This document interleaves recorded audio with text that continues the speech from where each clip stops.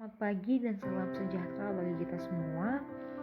Bapak, Ibu, guru dan teman-teman saya yang saya hormati, terima kasih atas kesempatan yang diberikan kepada saya sehingga saya hari ini diberi kesempatan kembali dan kita dapat berjumpa walaupun dengan cara yang virtual untuk berbagi atau sharing tentang sedikit ilmu yang berkaitan dengan contoh kasus etika dalam perpajakan. Selama beberapa menit ke depan saya akan memberitahu teman-teman, ibu guru dosen saya tentang bagaimana itu dan apa contoh kasus dari penyimpangan dalam etika perpajakan. Semoga nantinya ibu guru, dosen, dan teman-teman saya sekalian dapat memahami sedikit presentasi saya. Baiklah, ada pepatah yang mengatakan tak kenal maka tak sayang. Maka izinkan saya memperkenalkan diri terlebih dahulu. Perkenalkan, nama saya Friski Lamanalu, NIM 18404936, Prodi S1 Akuntansi Sore STI Sultan Agung Pematang Siantar. Hari ini saya diberi kesempatan untuk menjelaskan tugas etika profesi yang berkaitan dengan contoh kasus pelanggaran etika dalam perpajakan. Yang pertama ada kantor akuntan KPMG Indonesia digugat di Amerika Serikat. Kantor Akuntan Publik atau KAP ternama di Jakarta KPMG Sidaharta Harsono atau yang disingkat dengan KPMG SSH dan Sony Harsono menjadi tergugat di pengadilan Amerika Serikat. Tuduhannya tidak main-main, menyuap pejabat kantor pajak di Jakarta. Sony, senior partner KPMG SSH, sebagai tergugat kedua mengatakan perkara di Amerika Serikat itu sudah selesai. Di Indonesia, mari kita bahas. Tidak ada asap kalau tidak ada api. Api yang menyala di Indonesia, asapnya mengembara sampai ke Amerika Serikat. Kronologisnya begini. Amerika Serikat memiliki undang-undang yang dinamakan Foreign Corrupt Practice Act atau yang disingkat dengan FCPA, yaitu undang-undang yang melarang praktek korupsi yang dilakukan di ranah asing. Undang-undang ini memungkinkan pemerintah Amerika Serikat melakukan aksi hukum terhadap warga asing yang diduga terlibat korupsi dengan pihak Amerika Serikat, baik korporat ataupun perorangan.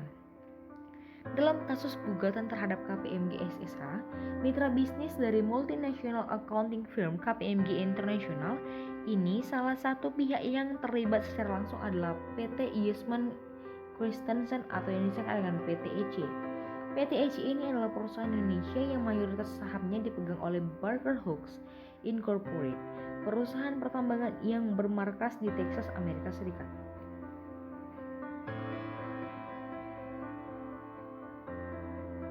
PT EC ini sendiri adalah pihak yang menurut gugatan SEC dan Departemen Kehakiman Amerika Serikat meminta KPMG SSH untuk menyogok pejabat kantor pajak Jakarta Selatan atau PT EC berdomisili di Jakarta Selatan Red.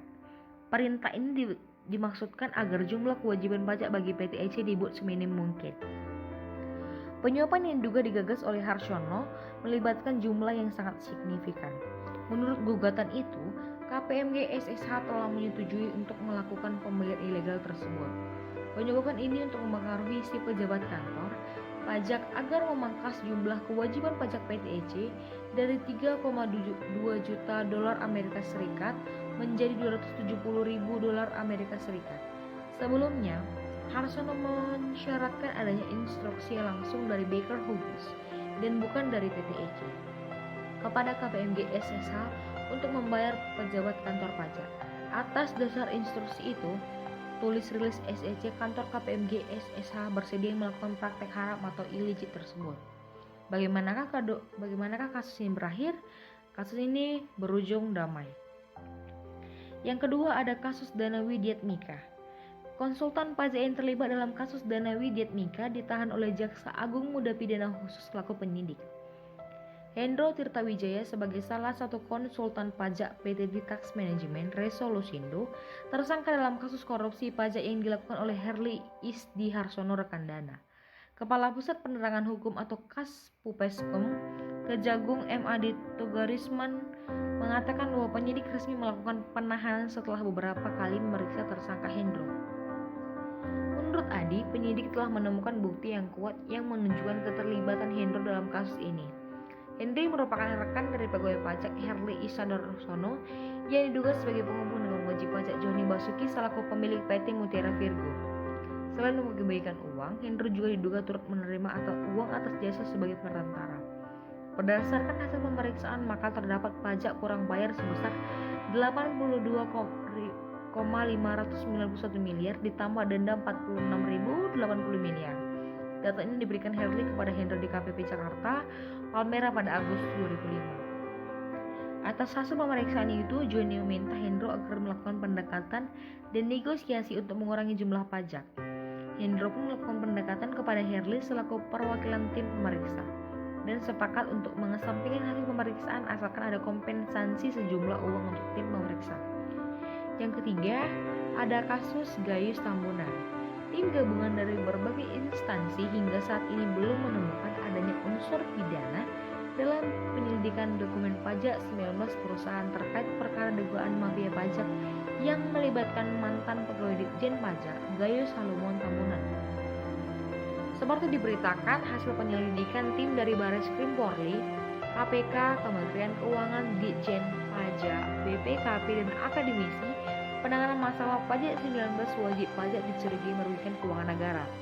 19 wajib pajak itu bagian dari 151 wajib pajak yang dokumen pajaknya dimintai oleh Polri dan Ditjen Pajak. Kepolisian telah meminta laporan hasil analisis atau LHA milik 29 pegawai pajak ke PPATK sebagai bahan penyelidikan. Sebanyak 29 pegawai pajak itu yang menangani masalah pajak 19 perusahaan bermasalah. Dugaan adanya mafia pajak di Ditjen Pajak terungkap setelah kepemilikan harta Gayus senilai 100 miliar terungkap.